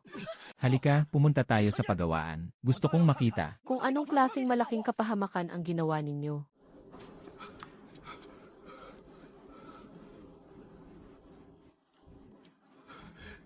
Sigurado ba kayong kaya ito ni Inhinyero Zhang? Hindi pa nakakalayo si Kinatawan Tsu. Paparating na rin si boss. Bilisan mo at unlock mo na ang main board. Ano bang minamadali mo? Bulok na control board lang naman ito. Mukha lang komplikado ang banyagang gamit na ito. Pero ang sistema nito, parang sa lumang video game console lang. Walang pinagkaiba. Naghang lang ito at nakalock ngayon. Gagamitan ko lang ito ng jumper wire para short circuit ang dalawang metal contact ng power chip sa mainboard at pilitin itong mag-reset. Siguradong gagana agad ito. Hoy, ikaw na nagkukumpuni ng computer. Babalaan kita. Ang makina na yan ay gawang Alemanya pa noong taong 1978. Isa itong mechanical at thermoelectric hybrid control machine. Ang voltahe ng mainboard niyan ay 24 na volts na direct supply. Ibang-iba yan sa computer mo. Pag ang pinilit mong ay short circuit yan, magdudulot ito ng malakas na high voltage feedback. At tuluyang masusunog ang buong mainboard. Tumahimik ka nga, Sun Liang. High school graduate ka lang na operator. Ano namang alam mo sa mga electrical circuit? Si Inhinyero Zhang ay isang mahusay na nagtapos sa nangungunang universidad. Ayaw mo lang talagang maayos namin ang makina. Binigyan na kita ng magandang payo, pero ayaw mong makinig. Naghahanap ka lang talaga ng sarili mong kapahamakan. Mga kasama, ayon sa safety manual, kapag ang isang estranghero na walang pahintulot ng pamunuan ay nangingialam sa mga kable ng kuryente, napakataas ng tsansa ng panganib. Kaya umatras muna tayong lahat ng 3 metro. Yun mga walang alam. Ngayong araw, ipapakita ko sa inyo kung paano ito ginagawa. Ito ba ang tinatawag ninyong high-tech na sapilitang pag-bypass?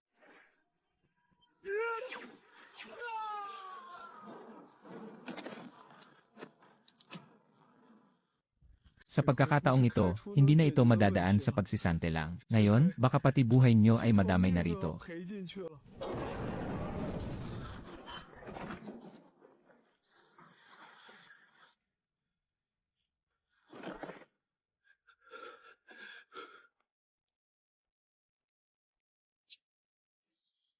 Boss Lin.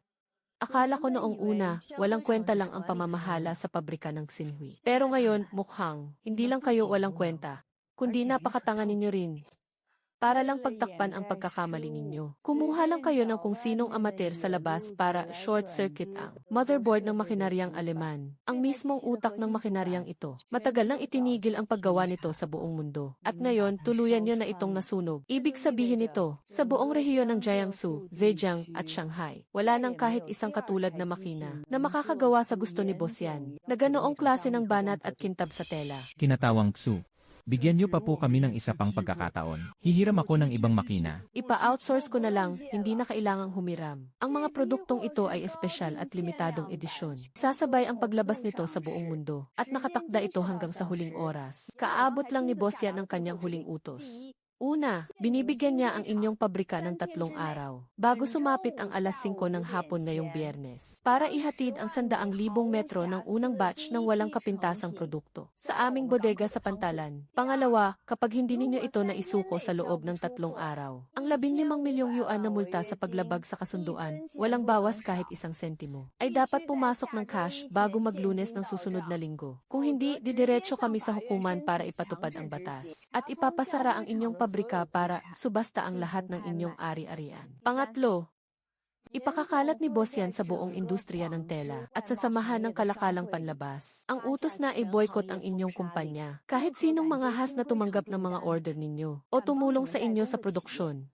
ay ituturing na kaaway ni Boss Yan. Sisiguraduhin kong sisikat ng tuluyan ang inyong pabrika sa industriya ng tela. Katapusan na. Tapos na ang lahat. Ang bangkarote na tayo. Pati ang bahay natin, kukunin na rin sa atin. Ito ba ang sinasabi mong binago ni Li Jiangwo ang programa? Ito ba ang punyetang 5 is management mo? Bakit ba ako nabulag at ipinagkatiwala sa iyo ang pabrika? L.A.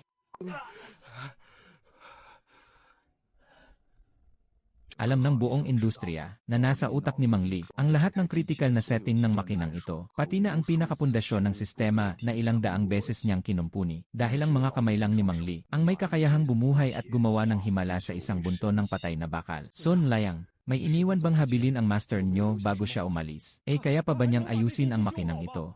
Boss Lin, may iniwan niya pong habilin si Master bago siya umalis. Pero hindi po sa akin sinabi yon. Spinurabi niya po yon sa chat group nating buong pabrika na may 500 tao. Kayo ang magtakda ng mga patakaran sa loob ng planta. Ahahaha. Haha. Ayan, dusa kayo sa sarili ninyong kalat, karma yan. Talagang karma nga. Ihanda ang sasakyan, pupunta tayo sa looban ng lungsod. Kahit lumuhod pa ako sa harap ni Li Jiango, ngayong araw, kailangan ko siyang mapabalik kahit magmakaawa pa ako.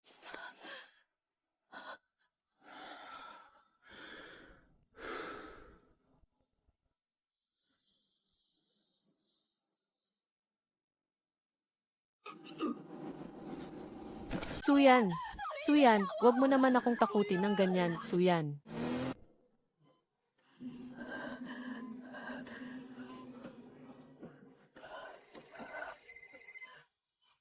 Boss yan, opisyal na pong nagpadala ng sulat ang kumpanya kanina. Hinihingi po nilang magdeposito muna tayo ng 5 milyong pisong garantiya at ipadala sa account nila. Kung hindi, bukas na bukas din ng umaga. Ang selyo ng korte para sa pagpapasara ay ididikit na sa mismong gate ng pabrika natin. Naintindihan ko. Bumagsak na si Mang Lin. 5 milyong pisong garantiya, 15 milyong pisong multa sa paglabag sa kontrata, at mabla-blacklist pa tayo sa buong industriya. Hindi ko kayang panoorin na lang na mabangkarote ang pabrika ng Xinhui. Iyon na lang ang tanging dahilan kung bakit nakakapaghari-harian pa ako. Pero ang lumapit ako sa lalaking amoy grasa at pawis, at isang hampas lupang manggagawa para lumuhod at humingi ng tawad. Mas pipiliin ko pang mamatay kaysa yumuko sa kanya. Hindi pa ba umaalis ng bayan si Commissioner Xu? Ate, sa mundong ito, walang pusang tatanggi sa sariwang isda. Ang dahilan kung bakit galit na galit siya, ay dahil lang sa pakiramdam niya, wala siyang nakuhang pakinabang sa atin. Basta't nagawa natin ng paraan ang seryosong inspektor na yan. At nakiusap na bigyan tayo ng ilang araw na palugit. Magkakaroon tayo ng oras para maghanap ng mag-aayos ng makina sa labas. Sa tingin mo ba gaganayan? Mukha kasing hindi matitinag ang babaeng yan, Ano namang alam mo, ito ang tinatawag na pagpapadula sa sistema. Pumunta ka sa accounting at kunin mo sa safe ang bank card na may 500,000 piso na gagamitin sana natin pambili ng paninda. Sumunod ka sa akin.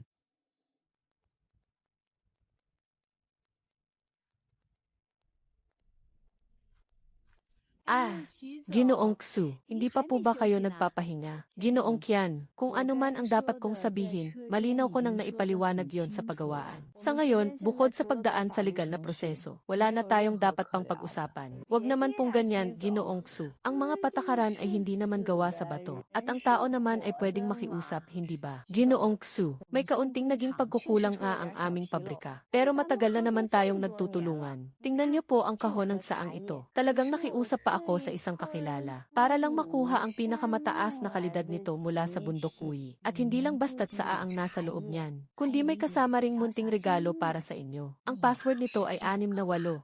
At may laman na eksaktong 500,000 piso. Uminom po kayo ng saa para mapawi ang inyong pagod.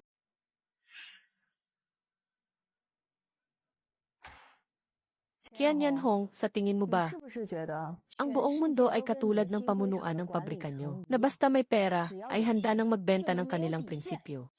Ginoong Xu, ano pong ibig ninyong sabihin? Nais ko lang naman po kayong alukin ng saa. Gumawa kayo ng kalokohan sa loob ng pagawaan. At nagawa nyo pang pagbintangan ang mga datihang manggagawa, pinalampas ko na yon. Pero ngayon, may lakas pa kayong loob na dumaan sa likod para suhulan ang quality inspection team ni Ginoong Yan. Ang panunuhol na ito na nagkakahalaga ng 500,000 piso ay sapat na para mabulok kayo sa kulungan.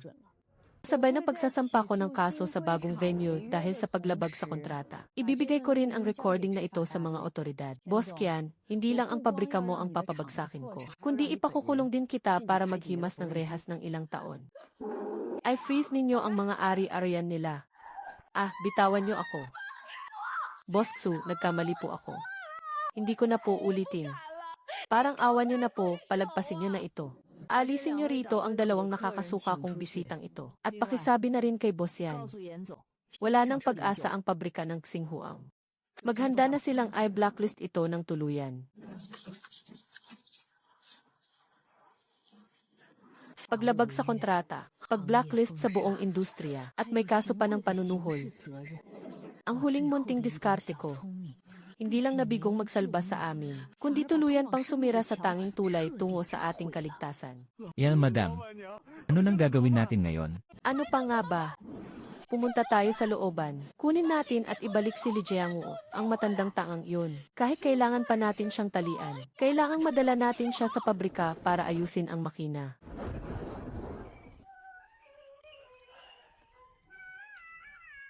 200,000 yuan para sa paglipat nyo. 1,000,000 yuan na siguro sa buhay. Down payment para sa bahay malapit sa sikat na eskwelahan. At pagpasok ng munting apo mo sa sikat na elementary school. Li Jiangwo, buksan mo ang pinto. Alam kong nandyan ka sa loob.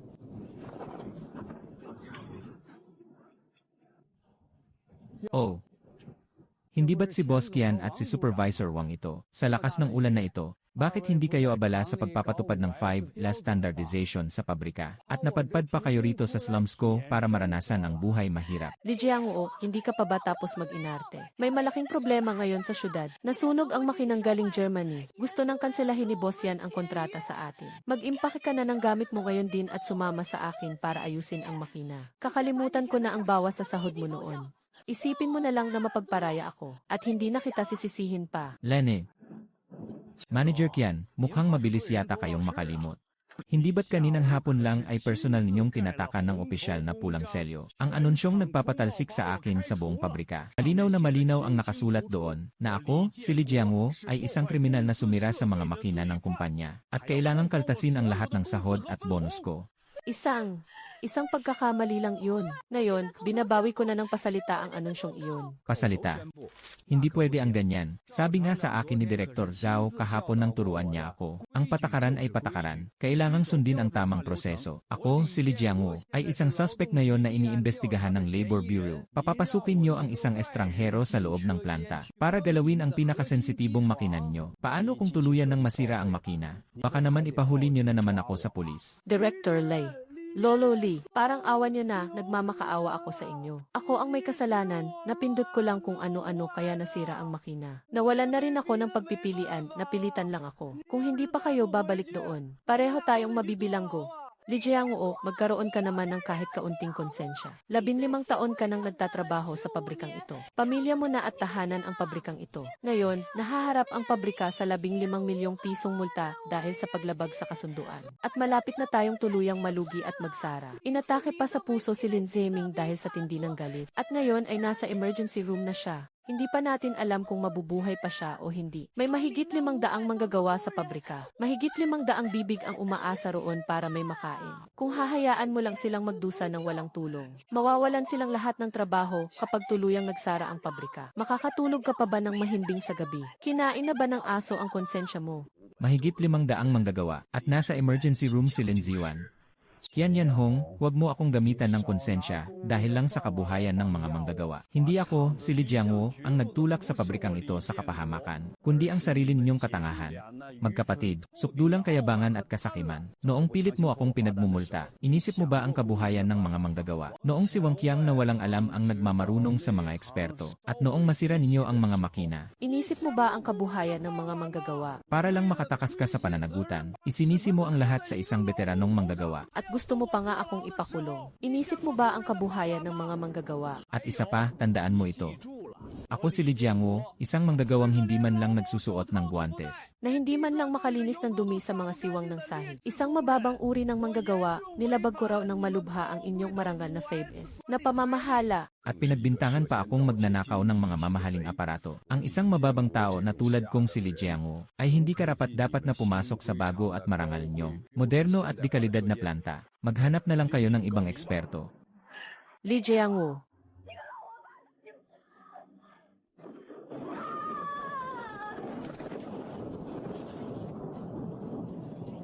Ang pader na kayo mismo ang nagtayo, kayo rin ang dapat na bumangga.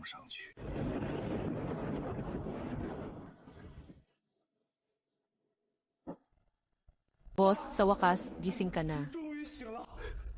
Doktor. Gising na po ang pasyente. Huwag mo nang tawagin ang doktor.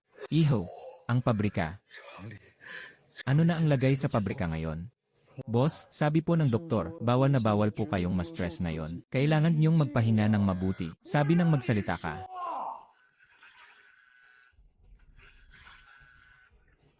Ibigay mo sa akin ang telepono. Boss, hindi ko po pwedeng ibigay sa inyo ngayon. Hello.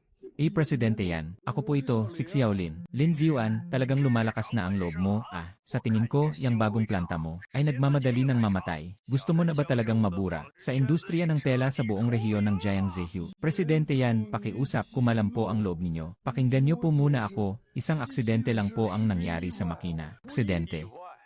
Tingin mo ba sa akin, bulag o bingi, ang kuha ng sisiye sa inyong planta, ay ipinadala na sa akin lahat ni kinatawang Xu. Mga walang alam na nagmamarunong sa mga totoong eksperto. Pinilit ninyong pindutin ang full load acceleration buton kaya nasunog ang pinakaimportanteng kagamitan. At aksidente pa ang tawag mo rito. At hindi lang yan.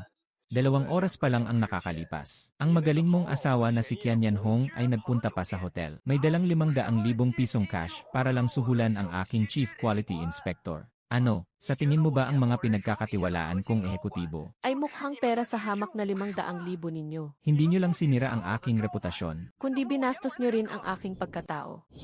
Talagang wala kayong kadala-dala at kahihiyan. Ang audio recording tungkol sa suhulan na 500,000 yan, ipinasa ko na sa Economic Crimes Unit. 15 milyong pisong multa sa paglabag sa kontrata. Walang bawas kahit 1 sentimo. President yan, kuya yan. Nagmamakaawa ako sa'yo. Nasa bingit na ng kamatayan ang kalahati ng buhay ko. Bigyan mo pa ako ng kahit ilang araw na palugit. Pupunta na ako ngayon din para kunin ang pinakamagaling na inhinyero sa buong probinsya para ayusin ang makina. Sinisiguro kong matatapos namin ang mga produkto sa tamang oras. Dinge, huwag mo nang sayangin ang lakas mo. Mas kabisado ko ang ugali ng makinang yan kaysa sayo. Sa buong probinsya, bukod sa matandang teknisyan na si Mang Li sa pabrikan nyo, kahit sino pa ang dumating, walang makakaayos ng tension parameters na gusto ko. Sasabihin ko na sayo, ang 3 araw na palugit sa paghahatid ay hinding-hindi mababago. At para sa batch na ito ng mga produkto, kung hindi si Mang Li mismo ang gagawa at magtatapos nito, hindi ko tatanggapin kahit 1 pulgada ng gawa ng iba. Kung hindi nyo kaya, kumanda na ang Yixin Factory sa pagkalugi at pagsasara.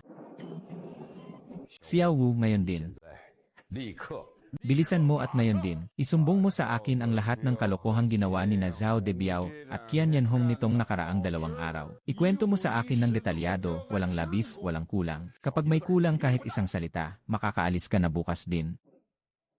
Boss, noong nawalan po kayo ng malay at inilipat sa ibang ospital, tuluyan nang nagkagulo sa pabrika. Sa unang araw pa lang ng panunungkulan ni Deputy Manager Zhao, ginamit niya agad na dahilan ang paglabag ni Mang Li sa 5 na management. Kinaltasan siya ng 5,000 piso at sinuspinde sa trabaho. Kinabukasan, biglang nagkaproblema ang makina. Hindi lang basta sinisante ng misis ng boss si Mang Li. Kinuha pa ang buong taong sweldo niya pati ang 30,000 pisong bonus. At idedemanda pa niya si Mang Li sa pagnanakaw ng mamahaling makina. Nagbanta pa siya na ipapupulis ito para maipakulong. Dahil sa matinding galit ni Mang Li, dinala niya ang chat niyo kung saan pumayag kayong mag-abono siya ng pera para pambili ng liabe at pumunta sa Labor Bureau para ireklamo ang pabrika natin. Pagkatapos nito, dinlock niya agad ang buong management. Umalis na rin siya sa group chat. Tapos, si Zudafa naman ng kalabang pabrika ng Hongda ay personal pang pumunta sa mismong bahay ni Mang Li. Mga hayop. Talagang mga hayop sila.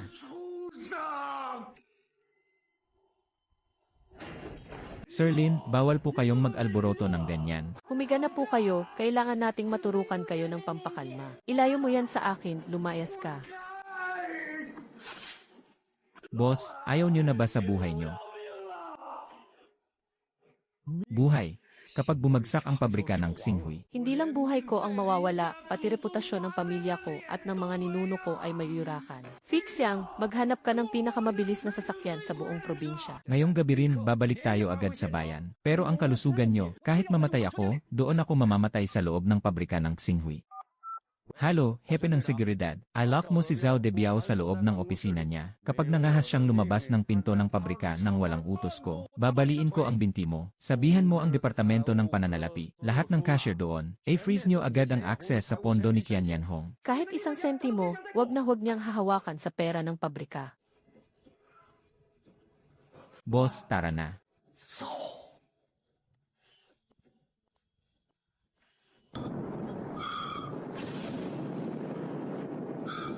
Xiao Wu. Anong oras na ba ngayon? Boss, 2:30 na ng madaling araw. Dumiretso tayo sa looban kung saan siya nakatira. Boss, hating gabi na po. Baka tulog na si Mang Li ngayon. Hindi ba pwedeng mag-umaga muna tayo bago pumunta? Huli na ang lahat kapag sumikat ang araw. Ang kontratang nagkakahalaga ng 1 milyong pisong sweldo kada taon mula kay Zudafa ay nakalatag na sa mesa niya ngayon. Kapag nahuli tayo kahit 1 segundo at nakapirma si Mang Li, ang 15 taong pinaghirapan ko rito sa Xinhui ay tuluyan ng maglalaho. Mapupunta na talaga sa iba ang lahat. Ngayong gabi, kahit napilitin pa ako ni Matandang Li, kahit na lumuhod at magmakaawa pa akong si Lin Ziguang sa tapat ng pintuan niya, kailangan ko pa rin siyang mapabalik.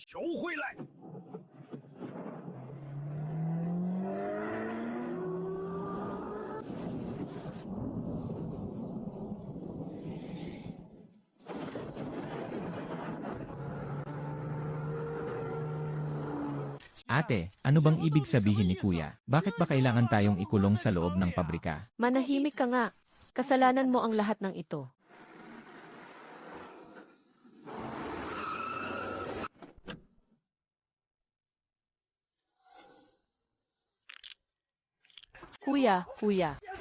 Kuya, sa wakas bumalik ka rin. Makinig ka muna, hayaan mo akong magpaliwanag. Hindi ko kasalanan ito.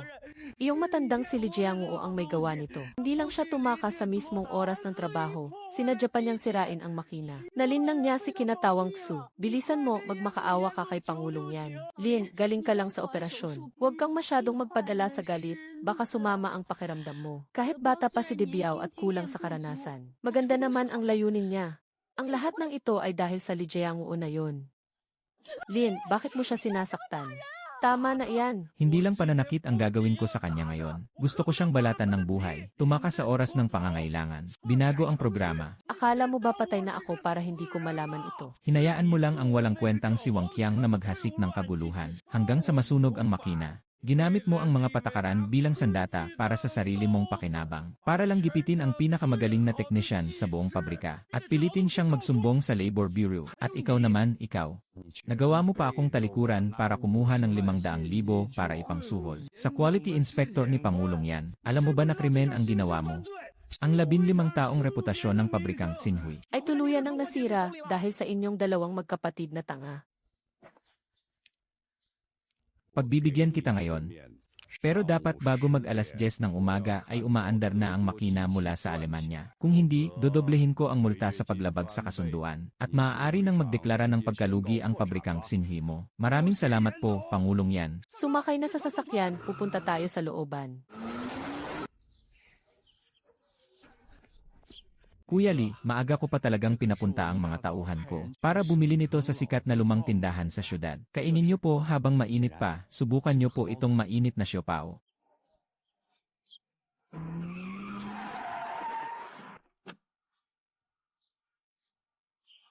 Aba, hindi ba't si Boss Lin ito? Balita ko inatak ka raw sa puso kahapon at dinala sa emergency room. Ano to, nagmulto ka yata? Ha. O baka naman nagmamadali kang pumunta rito para kay Kuya Li. Para bayaran ang mga tinapyas mong sweldo sa kanya. Kuya Li, aking matalik na kapatid. Patawarin mo ako si Lin Ziyuan ang nagkamali at naging tanga. Hindi ko nadisiplina ng maayos ang mga tauhan ko. Kaya naman dumanas ka ng matinding pang-aapi doon sa pabrika. Ang pabrika ngayon, dahil sa dalawang hayop na yon, ay dinala nila sa bingit ng pagkasira. Si Boss yan mismo ang nagbabantay ngayon doon sa planta. Ang kabuhayan ng mahigit 500 kapatid natin sa pabrika ay nakasalalay na ngayon sa mga kamay mo. Kuya Li, pakiusap, bumalik ka na kasama ko. Basta't pumayag kang bumalik. Kahit anong hilingin mo, ibibigay ko sa'yo. Kuya Li, huwag kang magpapadala sa awa. Kahapon lang, gusto ka pa nilang ipakulong. At ang kontrata ko para sa'yo na may milyong sahod kada taon, ay narito pa rin at naghihintay sa'yo. Pasensya na po, Boss Zhu. Tinatanggap ko po ang inyong mabuting kalooban. Pero kaming mga mananahi, buong buhay na kaming nagtatrabaho sa makina. At hindi ko kailanman ibebenta ang aking konsensya. Iniligtas ni Ziyuan ang buhay ko noon. Kaya ngayon, kailangan kong bayaran ang utang na loob na ito. Kuya Li, sisindihan ko na ang sigarilyo mo. Sandali lang.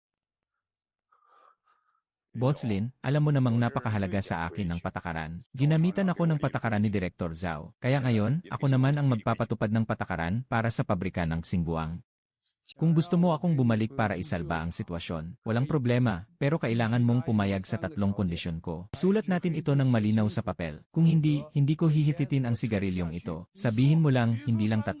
Kahit 30 pa ay papayag ako. Una, si Zhao Debiao at ang Wangqiang na yon ay kailangang mag-impake at lumayas agad ngayon din. At hindi lang basta paglayas. Kailangan din paimbestigahan sila sa mga abogado ng kumpanya. Dahil sa panggugulong ginawa nila sa loob ng planta nitong mga nakaraang araw. May kumuha ba ng kickback? Isa. Kapag napatunayan yan, diritso agad sa mga otoridad. Walang problema, aasikasuhin ko agad pagbalik ko. Pangalawa, inabuso ni Qian Yanhong ang posisyon niya para sa sarili niyang interes. Binawasan at pinagkait niya ang sweldo at mga bonus ko. Dapat siyang humingi ng tawad sa akin sa harap ng buong planta. At bayaran ako ng buo ng walang bawas. At simula sa araw na ito, tatanggalan si Qian Yanhong sa bagong planta ng lahat ng kapangyarihang mag-apruba sa pananalapi at pamamahala. Kahit isang salita, wala na siyang karapatang makialam sa mga usapin dito sa planta. Sige, na-freeze ko na ang access sa finance department. Mula ngayon, ang pananalapi ng planta ay direktang mag-uulat sa akin. Pangatlo, mula sa sandaling pumasok ako sa loob ng workshop, ang buong sistema ng produksyon, ang maintenance at quality control, lahat yan ay ako lang, si Li Jiangwo, ang masusunod. Yung walang kwentang manual ng 5-ya. Susunugin ko yan sa harap ng lahat. Dito sa loob ng workshop, ang husay ko ang siyang batas. Kapag hindi ako pumayag, kahit sino pa ang dumating, walang pwedeng magpatigil sa makina ko. Itong si Matandang Li, tahimik lang palagi pero kapag kumilos na, kapag gumalaw na, kinuha agad ang buong kapangyarihan sa bagong planta. Sawang-sawa na ako sa sakunang dulot ng mga walang alam na nagmamarunong sa mga eksperto.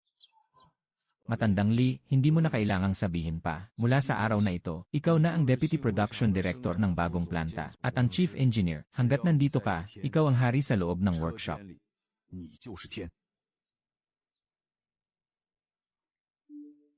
Liang Zi, ilabas mo na ang lahat ng mga kagamitan natin sa trabaho. Halika na, maghanda na para paganahin ang makina at magtrabaho. Opo, Master. Boss Lin, sumakay na po kayo at ikwento niyo sa akin habang nasa daan kung gaano kalubha ang sunog sa motherboard. CJ, Xiao, buksan mo ang pinto ng kotse. Kahit bigyan ng 200,000 pisong cash, mas gusto pa ang isang pirasong sigarilyo. Ganyan talaga ang mga tunay na bihasa. Boss yan, may 15 minuto pa. Master.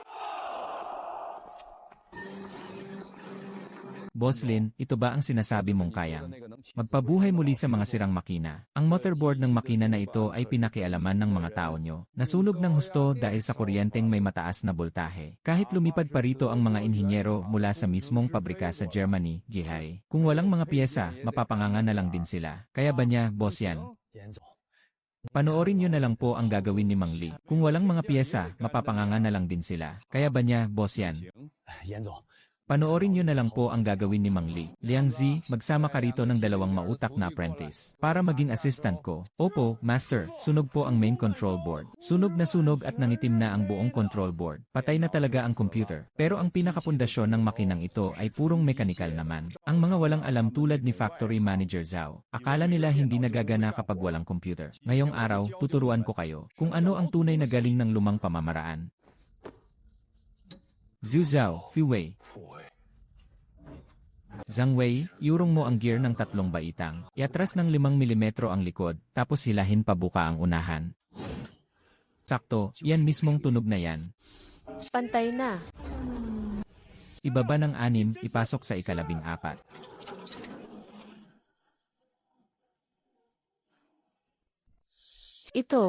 Ito ay isang himala, boss yan, ang tensyon at kintab nito ay mas perpekto pa ng 10% kumpara sa unang sample. Ito ang pinakamataas na kalidad ng pagkakagawa sa buong mundo. Master Lai, ngayong araw, akong siyan ay talagang namulat ang mga mata. Ito ang tinatawag na tunay na dalubhasang manggagawa ng bansa. Ito ang tunay na matibay na haligi. Ngayong araw ay talagang nasaksihan ko na. Mula ngayon, ang mga produkto para sa bagong venue. Basta't may lagda mo, Li Jiangwo. Akong siyan mismo ang magpapalabas niyan nang hindi na kailangang i-inspect. Magsilapit kayong lahat dito.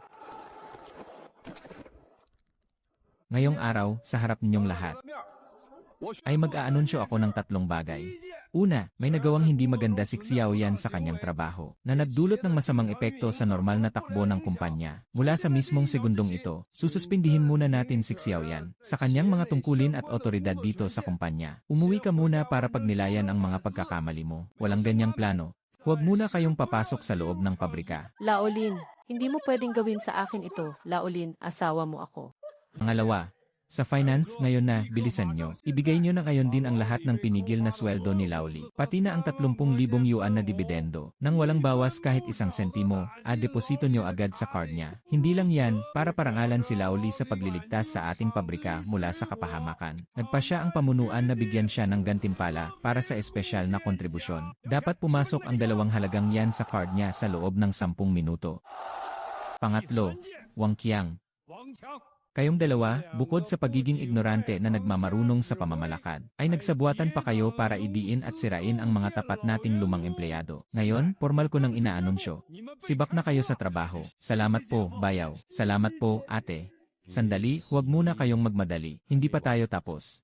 Akala nyo ba talaga hindi ko alam ang mga maruruming laro na ginawa ninyo nitong mga nakaraang araw? Na hindi ko alam. Sa pilitan mong ipinalit ang mga bulok na piyesa sa buong pabrika. At pati na rin yung dinala ni Wang Qiang ngayon na nagpapakilalang dalubhasang inhenyero. Kayong dalawa ay nagbulsa ng kabuang 80,000 yuan na kickback. Pag nanakaw yan gamit ang inyong posisyon at panunuhol sa negosyo yan, tumawag na ng pulis ang legal department. At ang mga pulis ay nasa labas lang ng pinto. Kayong dalawang basura.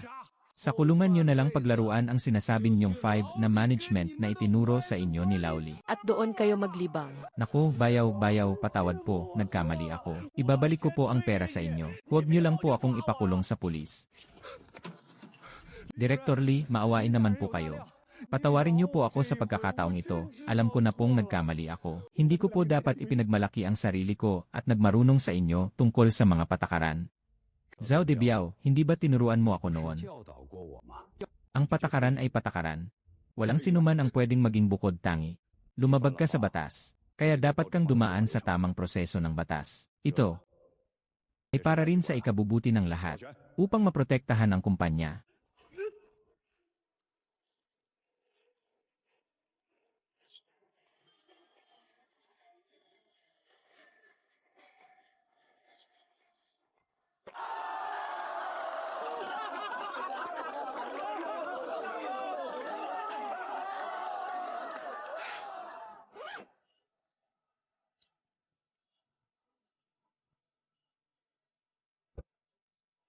Boss Zhu, sandali lang po, huwag ka munang umalis. Kuya Zhu, 10 taon din tayong nagtunggalian.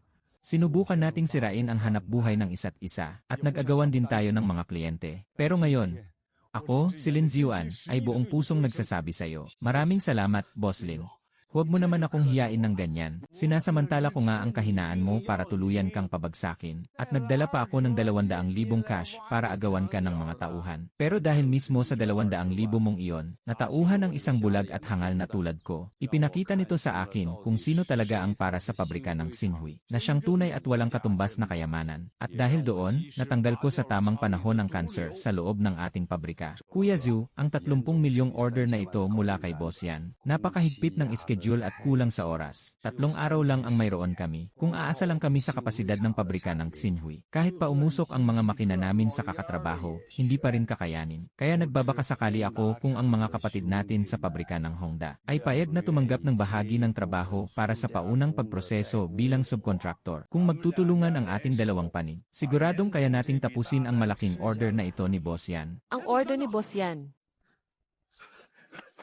Kapatid na Lin, ang utang na loob na ito, hinding-hindi ko makakalimutan. Ako si Zudafat. Huwag kang mag-alala, ipaubaya mo sa akin ang paunang pagproseso ng mga materyales. Kung magkaroon man ng kahit kaunting depekto, ako mismo, si Zudafat, ang magpapakalbo sa harap mo bilang parusa. Mula sa araw na ito, ang dalawang pabrika natin ay magkapatid na kahit baliin ang buto, ay magkakakonekta pa rin ang mga litid, mga kapatid at kasamahan sa trabaho. Ang krisis na hinarap natin 3 araw na ang nakalilipas, ay matagumpay nating nalagpasan dito sa pabrika ng Xinhui. Hindi lang ito dahil sa swerte ko, ako na si Lin Ziyuan, kundi dahil sa ating pabrika. May isang tao na noong panahon ng matinding panganib Ay buong tapang na tumayo at naging isang tunay na bayani. Walang iba kundi ang ating kasamahang si Li Jiangwo. 15 taon niyang itinuring na sariling tahanan ang pabrikang ito, at ang kanyang galing at kasanayan ay talagang walang kapantay. Kaya naman ngayong araw, opisyal kong inanunsyo ang unang pagtatalaga sa posisyon mula sa pamunuan ng ating pabrika. Itinatalaga si Ginoong Li Jiangwo bilang pangalawang direktor ng produksyon sa pabrika ng damit ng Xianghui, at bilang punong inhenyero na siyang may buong kapangyarihang mamahala sa lahat ng schedule ng produksyon sa pabrika, sa mga makabagong teknolohiya, at sa pamamahala ng mga tauhan sa pagawaan. Heto, Lauli.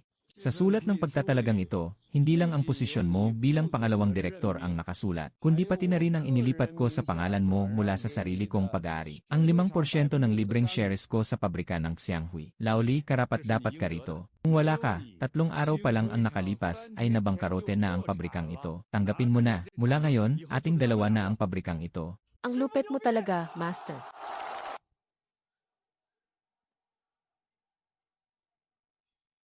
Mga katrabaho, nitong nakaraang 2 araw, may nagtanong sa akin, pangalawang Direktor Lee. Ngayong nakaupo ka na sa pwesto, magpapatupad ka rin ba ng librong gabay para sa 6S o 7S na pamamahala para disiplinahin o higpitan kami? Ito ang sasabihin ko sa inyo, sa industriya ng pagmamanupaktura na tulad nito, kung saan ang husay at talento natin ang nagpapakain sa atin. Yang mga walang kwentang proseso na gawa ng mga nagmamarunong. Yang mga walang katuturang utos na akala mo kung sinong makapangyarihan ang nagbaba. Purong kalokohan lang ang lahat ng yan. Kapag nasira ang makina, dapat ayusin agad sa lalong madaling panahon. Hindi yung magsusulat pa kayo sa lintik na application form na yan, para lang maghintay ng pirma ng boss. Ang pagbawas, pag-ihi, o pag-inom ng tubig, normal na pangangailangan yan ng tao. Hindi yan dapat gamiting dahilan ng pamunuan para magbawas ng sahod o magpataw ng multa. Mula sa araw na ito, iisa lang ang batas dito sa pabrika ng Xianghui. Ang galing ng gawa mo, yun ang batas. At ang kalidad ang masusunod. Mula sa araw na ito, iisa lang ang batas dito sa pabrika ng Xianghui. Ang galing ng gawa mo, yun ang batas. At ang kalidad ang masusunod. Kung sino ang nakakapagpaandar ng makina ng pinakamaayos at walang sablay. Kung sino ang nakakagawa ng pinakamagandang tela. Siya ang hari dito sa loob ng pagawaan. Wala akong pakialam sa pinag-aralan mo. Lalong wala akong pakialam kung gaano ka kadalas pumunta sa opisina ko. Para lang sipsipan at bulahin ako. Ang tanging gusto ko ay kung sino ang tapat at masipag magtrabaho. Kung sino ang may pinakamagaling na gawa, siya ang makakakuha ng pinakamalaking sahod ngayong buwan. Basta't maganda at maayos ang kinalabasan ng trabaho. Kapag may mga dagsang order na kailangang apurahin, direktang dodoble ang bayad sa bawat gawa. Kahit na instant hotpot lang ang kakainin natin, ipapabili ko pa rin sa iba ang pinakamahal na instant hotpot para sa iyo, na may dobleng karne ng baka at ipapahatid mismo sa tapat ng workstation mo. Naintindihan ko, asawa ko. Muli, 15 taon na. Mula sa pagiging isang apprentice na nagpapatakbo ng makina, naging isang supervisor na ako na namamahala sa mga makina, at pagkatapos, naging isang nagkasala na pinalayas dahil sa mga patakaran. Ngayon, sa wakas ay masasabi ko na sa lahat na ang dignidad ng isang bihasang manggagawa ay hindi limos mula sa iba, kundi pinaghirapan sa bawat gupit ng gunting. at sa bawat tusok at tahi natin ito binawi.